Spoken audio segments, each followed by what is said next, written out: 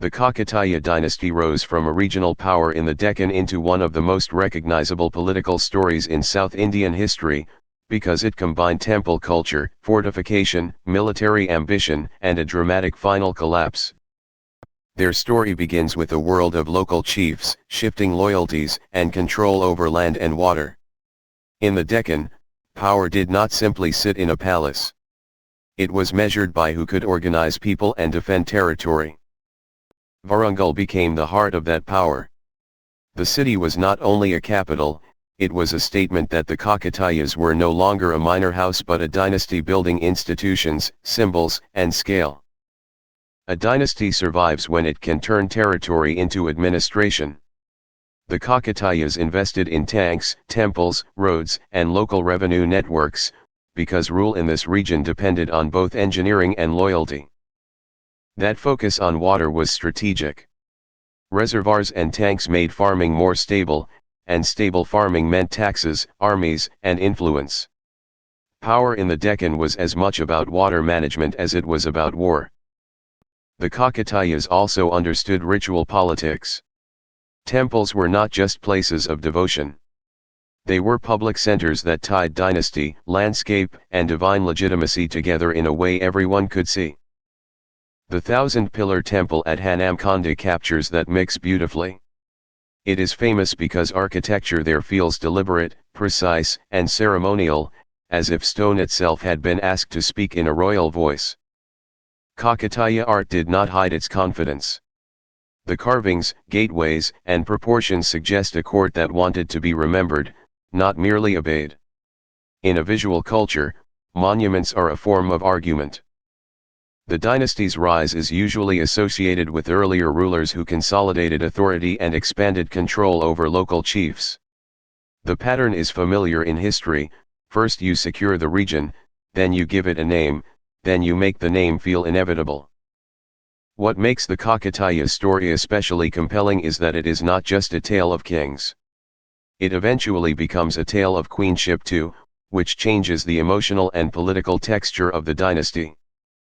Rudramadevi stands out because she did not inherit an easy path. Her reign had to confront expectations, opposition, and the practical burden of proving that authority did not depend on gender but on command. That is one reason her story still resonates. She had to rule in a world that preferred inherited assumptions, yet she forced politics to answer to competence, strategy, and legitimacy instead. Under Rudramadevi, the dynasty's identity sharpened. It had to defend its borders more aggressively and organize its internal loyalties more carefully, because a visible ruler also becomes a visible target. The Kakatiyas knew how to use symbolism.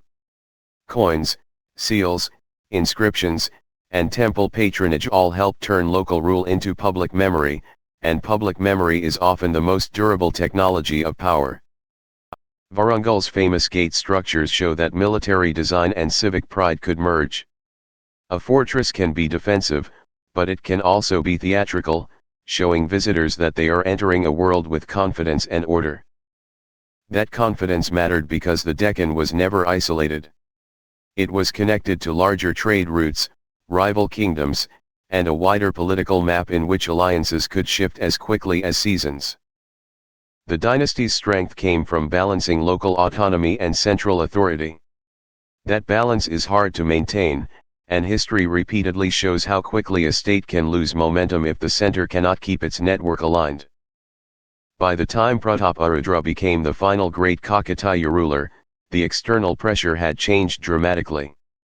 Bigger northern powers were now looking south, and the dynasty's world was becoming harder to defend. This is where the story becomes tragic.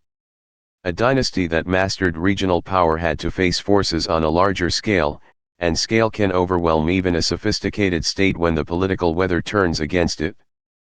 The invasions from the Delhi Sultanate transformed the emotional rhythm of the episode.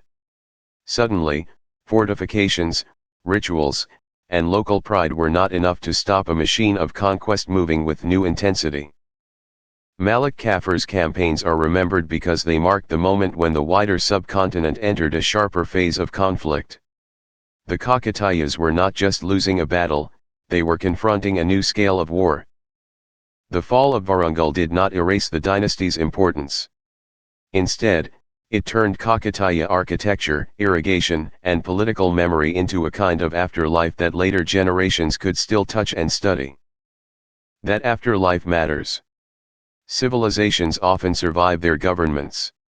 Temples stay, tanks stay, roads stay, and the stories people tell about those structures keep shaping identity long after the rulers are gone.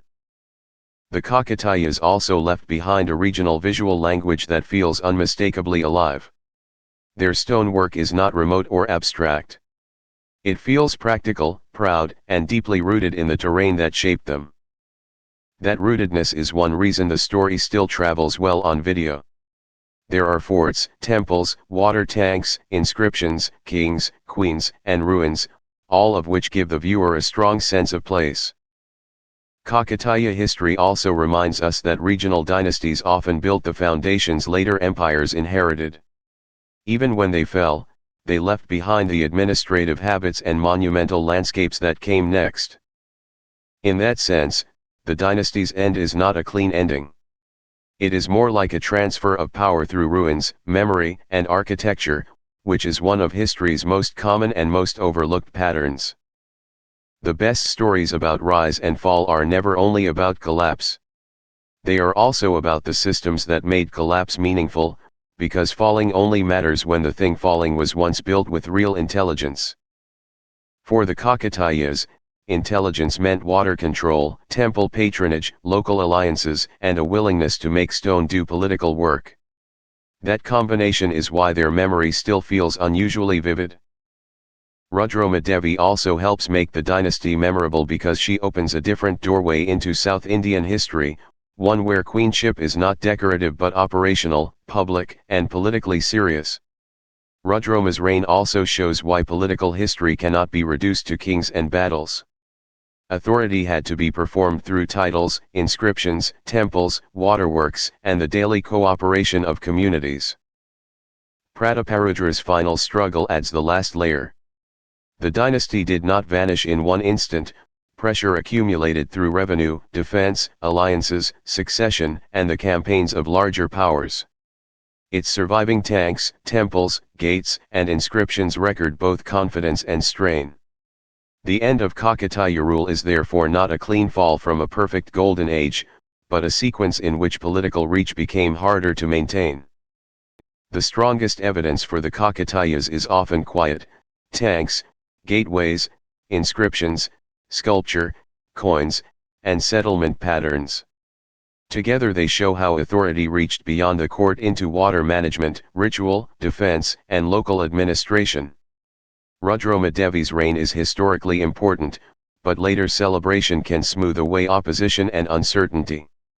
The dynasty's rise and fall are therefore best read as layers of achievement, pressure, alliance, revenue, and memory rather than as a perfect golden age followed by one sudden collapse.